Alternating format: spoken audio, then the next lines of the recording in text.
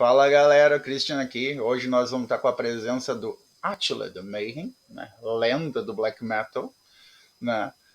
Para um breve talk aqui, conversar um pouco com ele a respeito do Mayhem, das coisas como estão, né? E também já lembrando para a galera aí dar um like, né? Se inscrever no canal, né? E aproveitar aí a oportunidade de ver uma figura como o Attila, né? Aqui com a gente. Bom, well, let's start it in English, okay? Sure. Mayhem just released a single this year, Bad Blood. And how is the reception of this single? How are the things doing for Mayhem nowadays?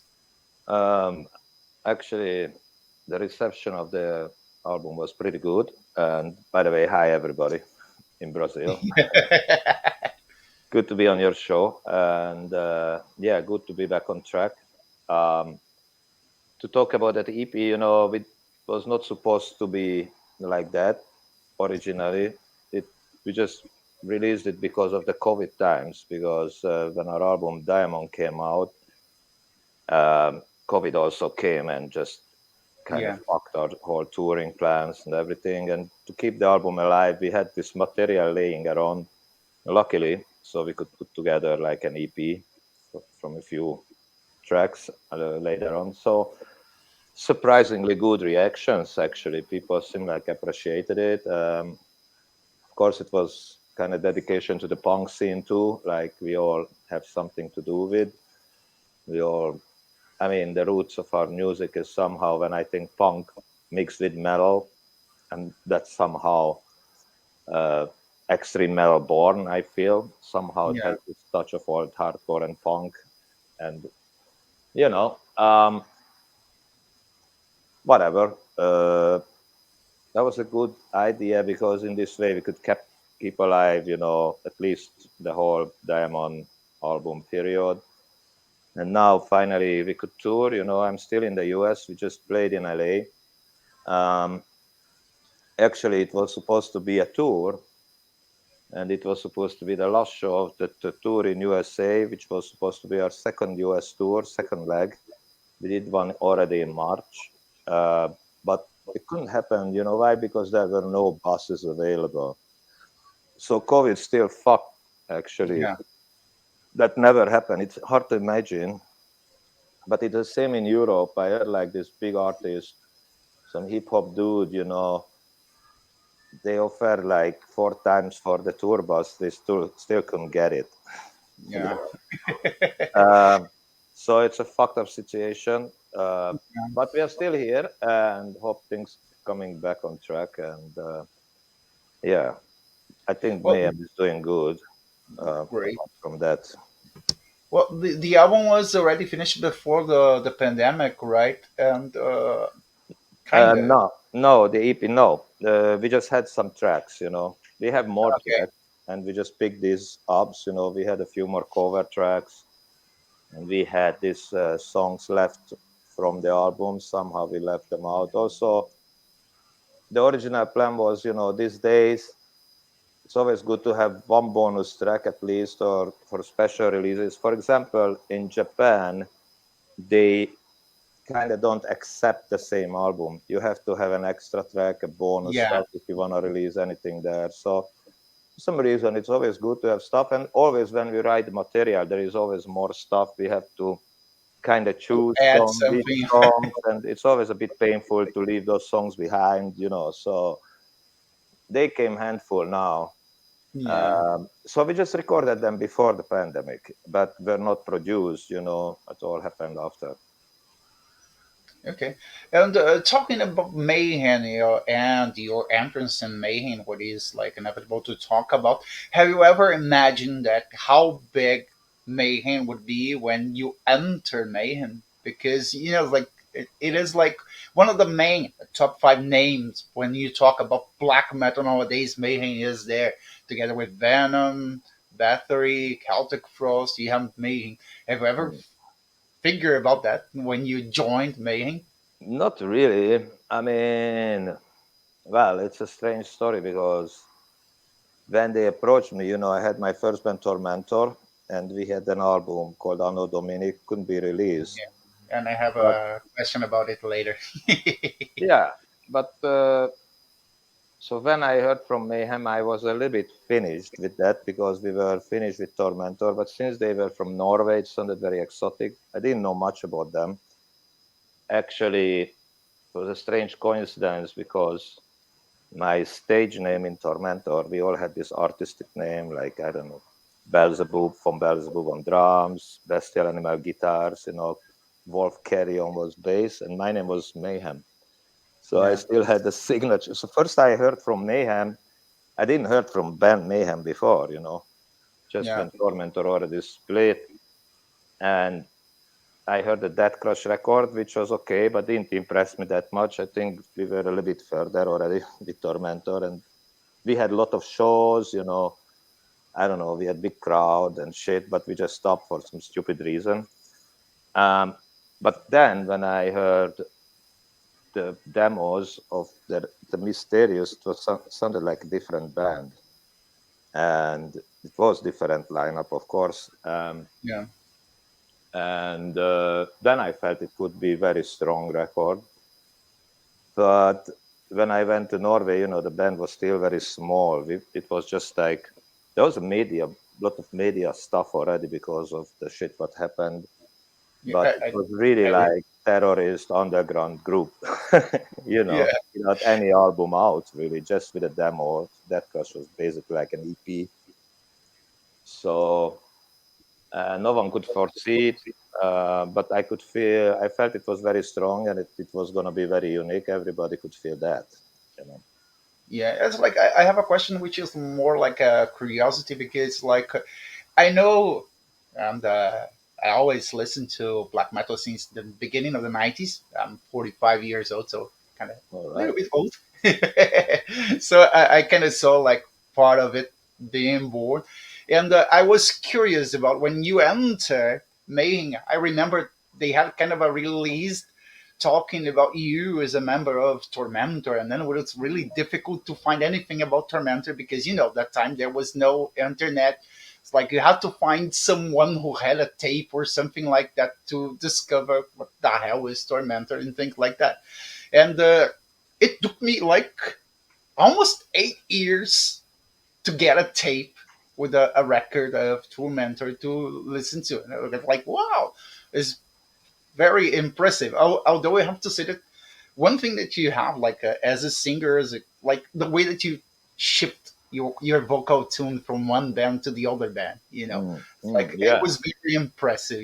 Like, and I also would like to ask one question about Tormentor that is like a fact. Like most people didn't care about Tormentor when they mentioned your entrance to Mayhem, and I was like, Mm, oh, I need to know mm, about the band because I was like very young, and then when we mm.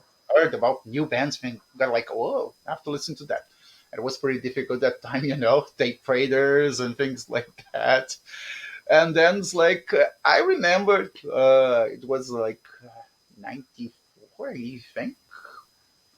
Dissection released the album with Elizabeth Bathory cover. And Correct. then everybody was like, "Oh, Tormentor is like." How do you feel like another band playing a cover and became famous about it? Yeah, it's very strange, the whole story. Like we had this album recorded, but I don't know. That was around that the system changed. Like we recorded this in '88, and we don't know exactly what happened, why it was not released eventually. It was very sad. Yeah, um, so we only had a tape, and at the end we started to uh, copy this to the fans. But you know Tormentor was actually uh, pretty infamous in Hungary. So we had many shows, like for instance Mayhem had like 5 shows in the '80s. I don't know, we had maybe 100, I don't know, came from the small underground when people were burning vinyls and clothes and beat the shit each other up, blood, seriously, no security, fucked up shit. That's why we got hated in the media, always had bad reviews. Then it put more oil on the fire, the more people came. So at the end, we ended up like easily 700 people, 1,000 people, went up 1,500 in some cases, you know. Like actually, I Yeah. had same crowd almost like today, but in Hungary, and not every cases, but that time was this strange time period, and yeah, even when we played in the countryside or in Slovakia, it was like many people coming to our shows at the end, but it was still, you know, not legal to play. We were underage kids, or at least me myself, you know, and like it was a different system. It was still the end of the communist era, Yeah. so you know, it was really spicy, the whole thing, and somehow we stopped because some of us had to go to military. Also, it felt like hopeless. You know, all the bands changed in extreme metal too, apart from a few, Slayer and shit. We didn't know about the Norwegian scene, the new coming bands. Yeah. Um, we just copied our tapes, you know, when in '88, when we recorded, and it was clear to see that it's not gonna be released. So our fans sent copies, and this is how they ended up in Norway. Like one of the guy who had a fanzine in Hungary was talking to Euronymous, and they shared tapes, and he sent Tormentor, and this is how they hooked up, you know. And eventually, I was invited because I became one of the favorite vocalists of them, like Dad and Euronymous. I mean, they liked Tormentor a lot, and Yeah. Tormentor wanted to release that stuff. And I saw later like these letters from that. It was adoring. I never talked to him though, you know. He was adoring Tormentor and shit, and the letters he sent out and stuff. It's cool, you know. It's really cool, and there's a connection, but definitely um, the mysterious sounded different. My vocals too, like you said. And Yeah. I thought like I shouldn't try to copy what I did before. You know, this is a different band, different atmosphere. You know, Yeah. so and I thought maybe that would also expect that from me. You know, do something Yeah. crazy Yeah. It was like or I something remember the first original. You know, time. I yeah, remember the first time when I listened that because I had the demos with that thing, and yeah. when I listened to you sing it, like what the hell is that? So that's why got like crazy to listen to Tormentor the first time Mm. that I heard it, or I Yeah, learned that you were there, you know. And I think you know a Swedish band called Vampire. maybe. Um, It's like a black thrash metal band that is like not a copy, but I think you were the main influence of those guys, you know. oh, really? Okay, I'm a real fan cool. of the band, like, but Cool. I didn't like very much the fact that they add something like for the We section all fans. we all influence each other, you know, and also that time when I was invited to Mayhem, I had a band called Plasma Pool, which was like this dark electro band. I wanted to change in the Yeah, style, you know, in Hungary, and that was very challenging in the early '90s. Like no computer to do like dark, very influenced like by Frontline Assembly, Skinny Puppy, Clinic, bands like that. I yeah, like that new scene then, you know, and yeah, I also sang different there already, so maybe that's influenced a little bit the Mayhem thing. I remember Varg liked that stuff. He wanted to release that shit. yeah.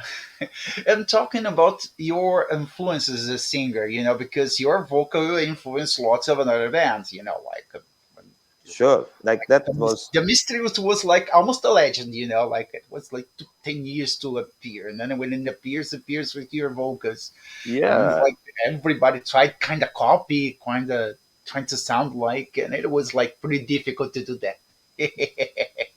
yeah, yeah. I was, you know, I had some lessons when I was in the early end of '80s, basically in the end of Tormentor times. Heard first about breathing techniques. They started to experiment more with my voice, you know. Yeah, And also, my influences were not just metal vocalists, like, I don't know, Rob Halford was obviously when I was kid. And yeah, Bruce Dickinson too, some point for sure. Bon Scott, this, of course, Ozzy, like the classics, and then Quarton, and he did an influence from Battery. But that time when I discovered Battery and this shit, I was already influenced by this other stuff. Like I already listened, like the Skinny Puppy and Nive Kogre was really amazing. Like that time, very strange. But Yeah. other stuff like Diamond the Galas was pretty extreme back in the early 80s, or Karen 93, which is also like band from UK, was really dark, esoteric, ambient. That time, this stuff didn't really exist, and that was Yeah. really, really strange. And like you are, I'm also from an ex-communist country, or that time it was like that. So we were also limited access to music we had. Yeah. So I'm lucky to have these musics and bands listen, by beside metal, which was the reason of, it was actually uh, it came because it was a cause of that we were kind of not very liked in the mainstream metal scene. Like Yeah. that time, extreme metal was not so much, it took some time. Yeah. So therefore, other people came to our show, from different scene. Crazy people showed up, and like even people from punk, hardcore, or whatever, Um, and I got access to this music, But Yeah. even I remember early psychobilly like Meteors, fucking crazy shit, or Demented Argo. So I had plenty of different influences at the end. Laibach, for instance, Yeah. I know. that's Great. that's really one of the things. Um, yeah, these Yeah, things. I think this is what makes your vocals like pretty different than the other bands, because if we look back in the 80s and the beginning of the 90s, most of the bands, like metal singers, they didn't have like a technique. Most of them, they were kind of using the throat in a wrong way.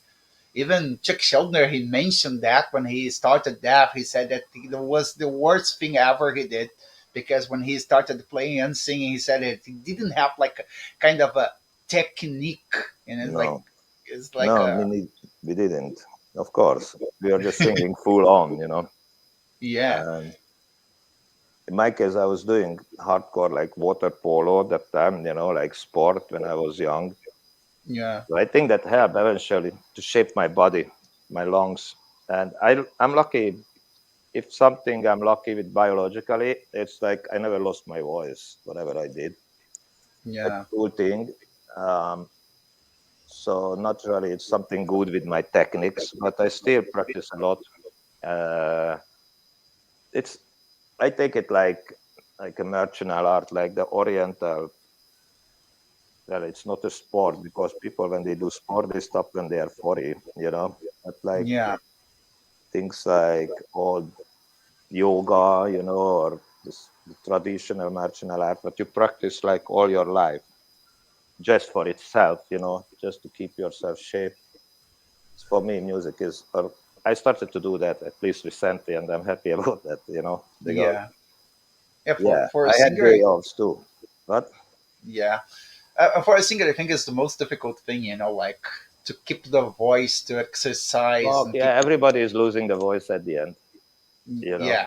we'll see. In my case, Yeah, nah. But it's like interesting because, as I said, you have such a versatility when we talk about vocals. Your side projects, Mayhem, uh, yeah, yeah. Tormentor. Like as you said, it's not a copy of a copy. You try to be, I think, more natural too, and this is important for the music too. I don't know. It's like it would be strange to listen to another band with the vocal of Mayhem, for instance. I think. All right. Thanks. Well, I think it's like, of course, in my case, when I hear the vocalist influencing me, I'm trying, but I experiment, instead of doing that stuff, but maybe make an experiment based on that something which I liked in somebody's vocals. So it's something else. I think it's two ways. Or you do this copying, yeah, or whatever, or or you find your own way. Everybody has a unique voice, and they just should experiment with it and yeah, figure it out. But of course, we influence each other. Yeah, Well, it's like as you said, you were like in a kind of a communist regime, and it was pretty difficult to find music. How do you see nowadays the music with with the internet and things like that? Because nowadays it's pretty easy to find any kind of band, any kind of black metal, death metal, thrash metal band that we never could find in the 80s, in the 90s. You know, it was pretty difficult. And on one hand, it's pretty good. On the other hand, it's like a piece of shit because people don't buy anything. They just download the shit and keep on listening to that. yeah, yeah. Well, I mean, I like. I'm futuristic. I like technology used in the right way. You know, Yeah, I agree. and I like science in that sense when it's used in the right way. Um, so I think it naturally came with evolution. Back, yeah, back in the days, it was different. You got really crazy about a band, and like, for instance, to me, Skinny Puppy was like that. I even didn't have a vinyl for a long time before I could buy one from a friend, you know, but they didn't have any photo of the band. There was no information I could find. There was no fanzines I could Talk find, about. or yeah, like of course we heard or we, you know, there was a few information, but I was a huge fan already from the mid 80s when first time I saw video from a VHS, maybe in like 91, uh, from a video of Skinny Puppy from the mid 80s, and I was fucking blown away. I was like, fuck, this is more fucked up than I thought, you know? Yeah. And I still didn't know. I mean, it's more crazy or more or better. Like I'm saying, fucked up in a really positive meaning because it was very impressive. And this is how it was back in the days. You didn't know information. I never seen a picture of Quarton, you know, or very few pictures of anyone. Or you saw maybe a German metal hammer an interview to try to translate, you know. Yeah, I Stuff had. like that. We had only tapes mostly. I had very few vinyls, so the tapes we didn't have the lyrics, of course, and I just copied, Sometimes you not even the know. name of the songs. Yeah, in case if it's from another tape which already without, but it's good music. I had many of those. No Yeah. song titles, just maybe the name of the band. Yeah, those tapes we had like kind of mixtape, like lots of different bands, and Bro, we I just. had like a big box of tapes, you know, like fuck all tapes. And do you still collect LPs, or you it's like I'm, enjoyed the I'm not a big joined sorry the I'm CD era? Um, I'm not that great collector, and like I told you, I'm going with the online thing, which is very interesting theme again, of course. I mean, now every music is accessible. You can figure out all the bands. You can watch them on YouTube, the show, Yeah, uh, which is also a fair thing. I don't know. Um, it's a different game.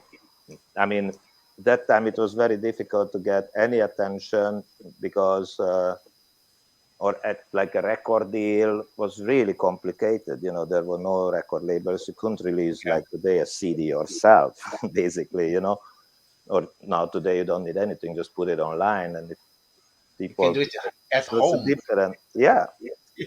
I mean, I came from a age when, you know, like a cassette, we had like this Tascam. It was my dream to have like a Tascam tape player, cassette player, which could record 4 track. Yeah, So you could do demos and making songs, you know, like at least today, you know, almost your phone have a studio inside, you know, which is fucked yeah. up. But in a way, it's cool. That was my dream. But now it's also almost free, so anyone can have it. So I think also that evolved music, and it's gonna maybe good for music in that point that a lot of kids can try now. Um, Even you have an instrument, you have a sound card, you can compose music, you know. But and that's good, I think. Just now it's tons of music. but now it's different in another way. How to get attention? You have to go do something very crazy. Of course, you need some luck, I guess. I don't know how to get there online. I'm not so much in the online thing and the social Yeah, media thing. However, I understand that's the future. So now because what I'm doing now, moving Saturnus, my label, under Season of Mist. yeah, So I'm gonna put online the Tormentor and the Mayhem Life Eternal soon. So I prepared the master just for that. I think it's yeah, nice. And of course, the master is going to be perfect for the vinyl release too. Like there's going to be, but considering this online stuff, and also it's different platforms. It's a very strange thing going on, and yeah, we don't see much money from it, but yeah. yeah, it is what it is.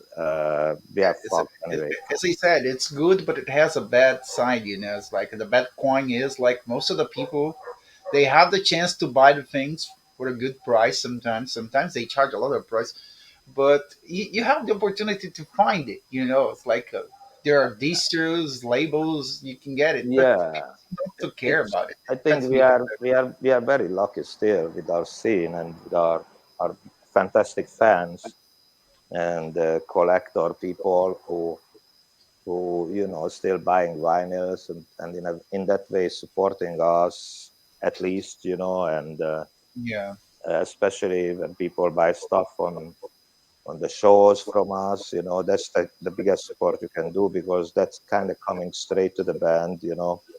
yeah. um, but yeah, it's more and more about playing live. You can survive really from just playing music and releasing it. um, but who knows? I think it's cool that yeah, our fans still buying our shit. I still like to buy vinyls too, even though I'm not a collector like I told you. But my passion is sound. Yeah, I'm into hi-fi systems and figuring out what's the best source. Of course, vinyl is the best source, but which is the best digital source? yeah, And that's a different topic. It's like a yeah. Well, laboratory topic, but yeah, it's pretty interesting stuff in there too to discover. Anyway, I'm completely into that and sound systems, even producing amps, even thinking to start or not thinking. I'm pretty sure I will start a cable company for speaker cables. That's my thing, yeah. little baby Well, thing. one thing I would like to ask you is like, it's like in my point of view, in my opinion, music has to evolve. Mayhem, since you entered the band, evolved a lot. It's like we can't compare the beginning of Mayhem, the Mayhem that you enter, and the Mayhem that is nowadays. Some people don't like very much a band when it evolves, and now we have such kind of a revival of the 80s, which kind of I don't know, kind of bothers me because I lived the 80s. I didn't like that. We're there, we live there. It was like a pain in the ass to find anything. And bands copy bands. Like there was like the original ones were there. It's like I see no reason to copy something that already exists and evolved. How do you see it as, like the evolution and people trying to go back to rescue something that I think should be there as an influence for the future generations, but not to be copied. It's really difficult to tell. I mean, I can tell from my perspective, like we were there in the 80s, and my first show was in 85, and then on I played all the time until today, basically. Yeah, But yeah, I can tell you, when we played with Tormentor, I certainly was not influenced by old Black Sabbath or old Deep Purple. I, we didn't look back, we looked the future, that's the and point. we wanted to do the most. That time was also a different era because these bands pop up. Who is the more extreme? Who can do more fucked up? There was like this There evolution. was kind of a competition So that time. yes, but today too. But the other side of the coin, perhaps, is okay. we didn't have to look back the past because there was so much music undefined yet, you know. Yeah. And if you look at today now, I mean, you want to play more extreme, more complex, is no point. There are bands already reached a limit, I think, of technical skills. Yeah. Back in the day, it was still a deal who can play more faster, more extreme, you know, more fucked Yeah. up. And these new things defined, you know, that time death metal was, when I was in the 80s, death metal was Celtic Frost first. Yeah. I think maybe, or that slow, like a doom, extreme doom was death metal in my lab or in my book. Maybe I'm totally wrong, but I think when Possessed came uh, with Seven Churches and songs like that metal stuff, that somehow changed it, or I'm not sure. But I'm just saying, even these definitions didn't exist. Like, for instance, goth music didn't Yeah. exist, or that word, you know, or I don't know. Uh, it was different, so it's all born. And then, of course, later came still like new metal. I don't know, something still. It's a lot.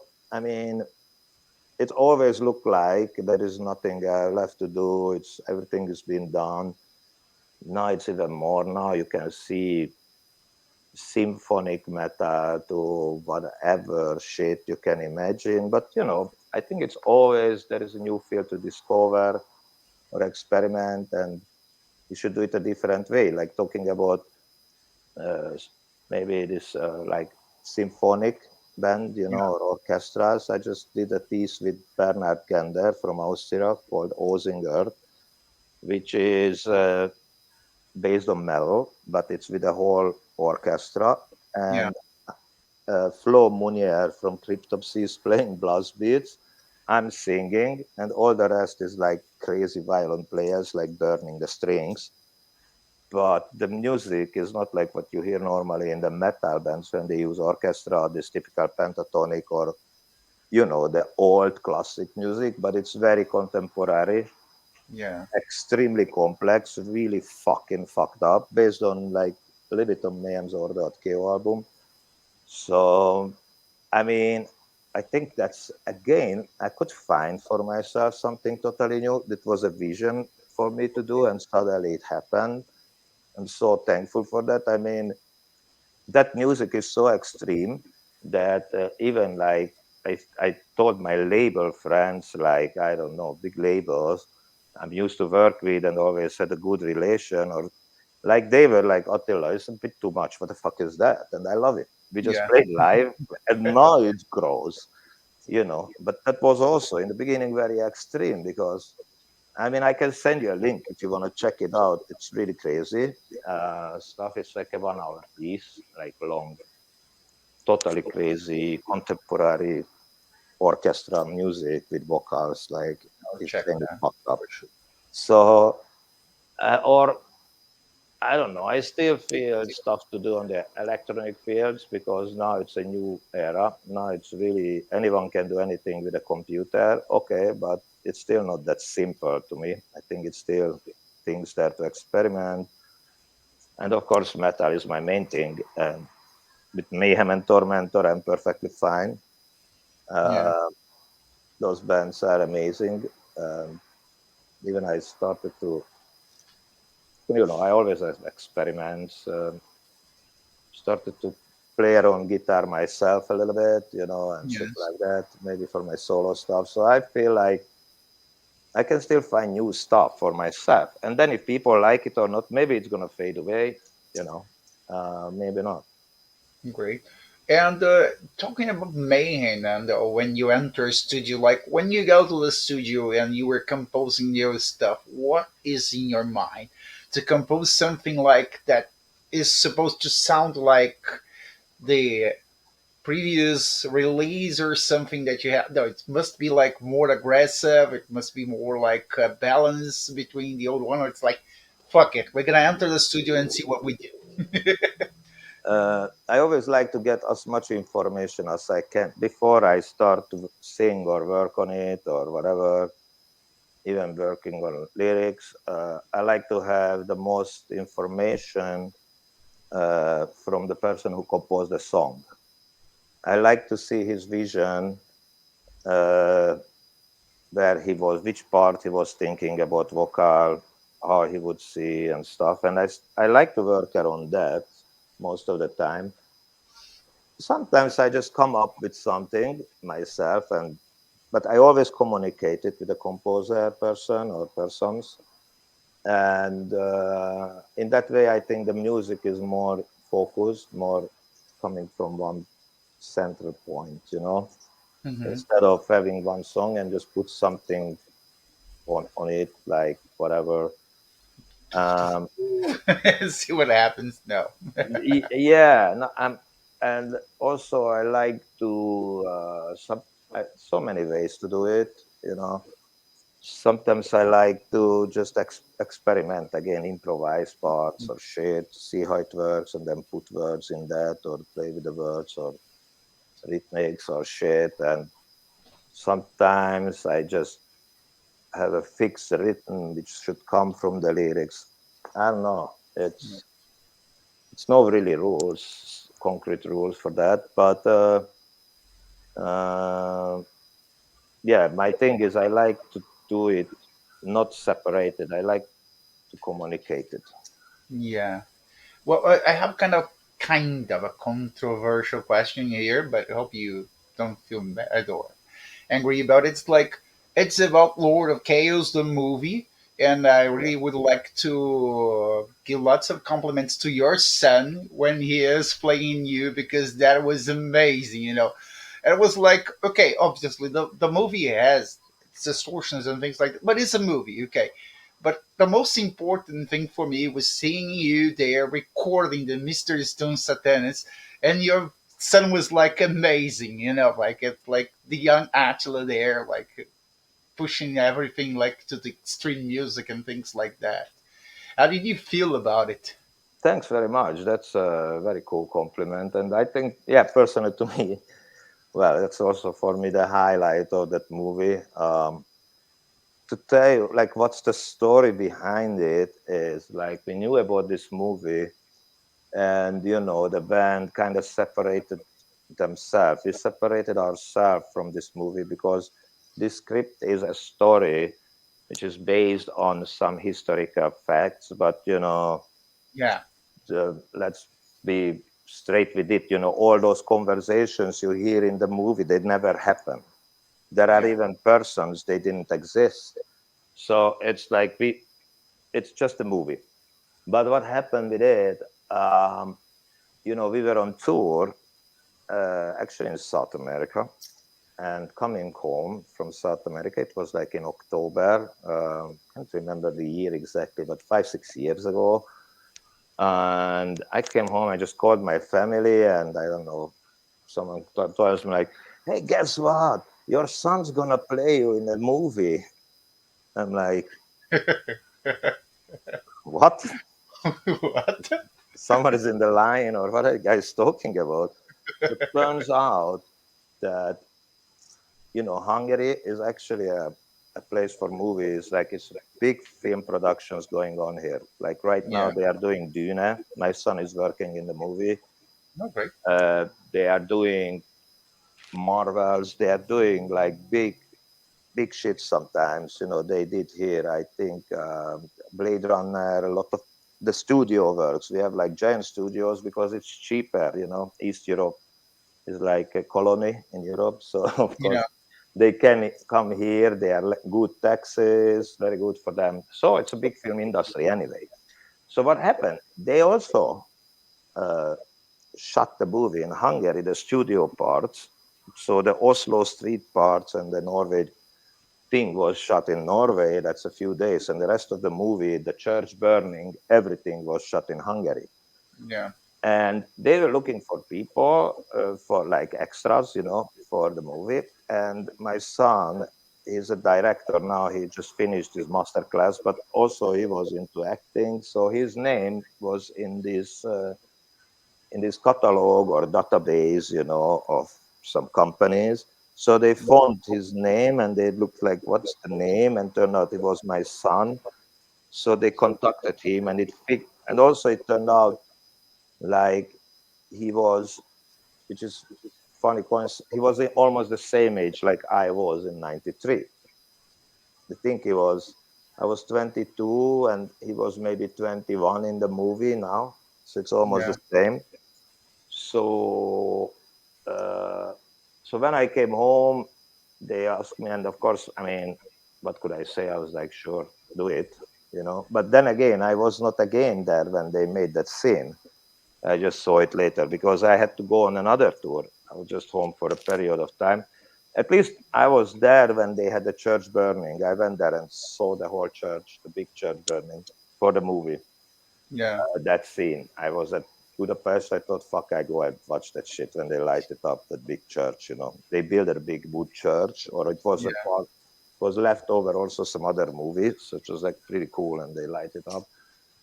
Um, but it's a strange story, and now I'm happy about it. At least he's in there. It's cool, and which is also funny. I mean, Jonas, the director, is a cool guy. He's my friend, but you know, they had like this low budget. I don't know what the fuck was going on. We were separated from the movie. Also, I'm not sure what happened, but it was released like years delayed. So maybe it was a censorship or they had to re-edit it all the time. I fucking don't know what happened. Yeah. Um, it is what it is. I think it's very well made. The photography, the shit is cool. You know, the story is a little bit like, yeah, it's a bit strange, but it's Yeah. based on the As it history. said, it's the movies, not to be taken seriously. Yeah. Exactly. But it's, you know what is cool, that kids, even if they think like, okay, whatever they hear, this movie is whatever or not, but I think who are into this extreme metal, at some point they watch it, and that's cool. Whatever, you know, you like it or not. It has some positive things, like you could see like things that we would never be able to see, like the way that they restored the Mayhem concerts with that. Yeah, Like it was yeah, great too. yeah. That was Like cool.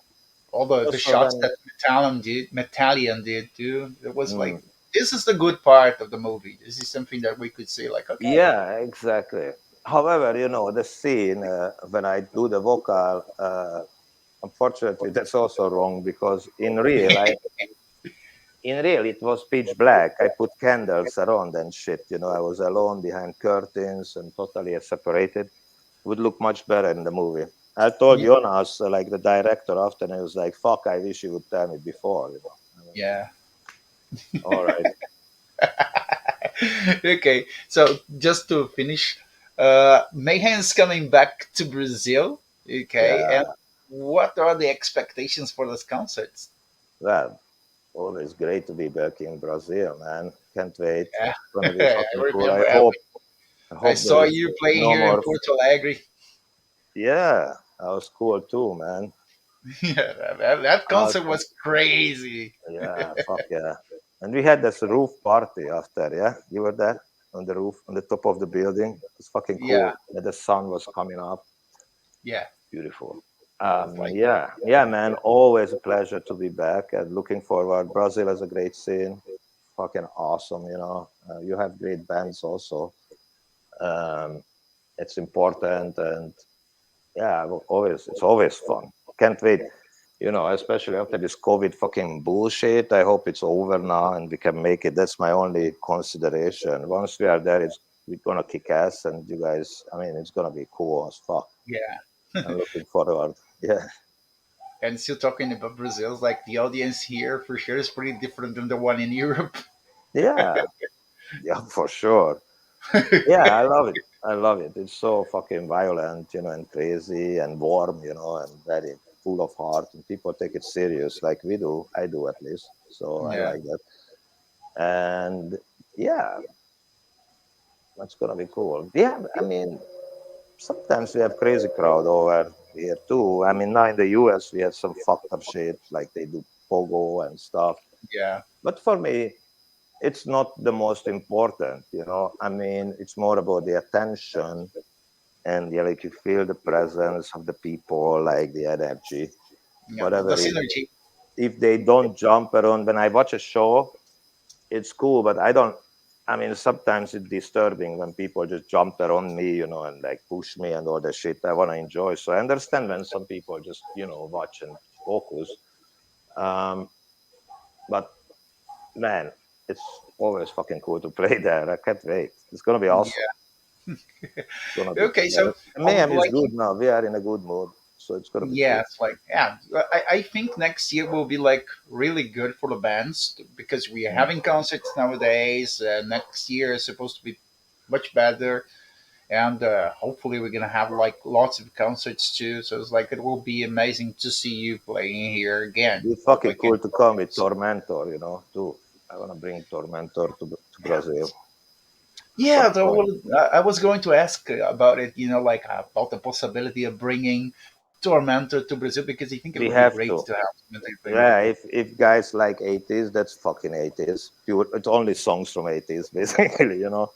Yeah, And fuck, yeah, it was always a problem, the schedule. Like now the COVID fucked up everything, so I had to focus on Mayhem to bring that back alive. So everything is according Mayhem schedules, but I think it should be possible. it would be great. Would be good to do, like we should maybe combine like a few shows to make it, or maybe part of maybe a festival. We'll see. I would love to. We have to do it. It's gonna be Yeah, cool. I think it would be great. Like to have Yeah, you with Mayhem, to have you with the Tormentor here, it would sure. be great. Yeah, I would love to do that. Okay. I don't know. We need some. The problem is we don't have like booking agent. The people should contact me, but how exactly? It's a good question. Maybe. Yeah. um, yeah, let's talk about it. They should contact maybe on Facebook or, Yeah. but you can't do it, yeah, or Instagram. I don't know. Can you contact on this shit? Yeah, you can. Yeah, Yeah, I think so. um, Okay. that's a problem. Yeah, fuck. But now it will change a lot of things. With Yeah. when I move Tormentor, we go under Season of Mist. It's gonna be new release. I think people should know. Anno Domini is the same year as Death Crush, exactly the same Yeah. period. And still people less know it. I think it has a pretty much influence even on Mayhem and all those other bands you mentioned, Dissection, Yeah. Darkthrone, Immortal. These guys told me personally how much they were influenced. Um, so it's cool. It's so cool. We all influence each other. Yeah, for sure. Well, I would like you to leave a message for the Brazilian fans here, okay? So, like, just to end this Yeah, conversation. Brazilian fans, fuck yeah. Fucking love you guys, and you guys should come and we race hell together now. Finally. And first and last and always, fuck this shit up now. So it's gonna be cool, and really respect you guys, and yeah, thanks for being with us through the years, supporting the scene. I'm a fan too. Bye. Yeah, for sure. Well, thank you very much for the opportunity to talk to you. Okay, it was really great. It's like I really enjoyed this conversation. Okay, and we really hope to see you playing here in Brazil. Okay, Right. speaking a little bit em português here. Então, All right. galera, esse foi o chat aqui com Attila, né? Não esqueçam aí de se inscrever no canal, né? Tocar o sininho, tem o Pix aí para quem quiser ajudar, né? Então a gente vai encerrando aqui. Muito obrigado, né? E stay true to metal. And bye bye.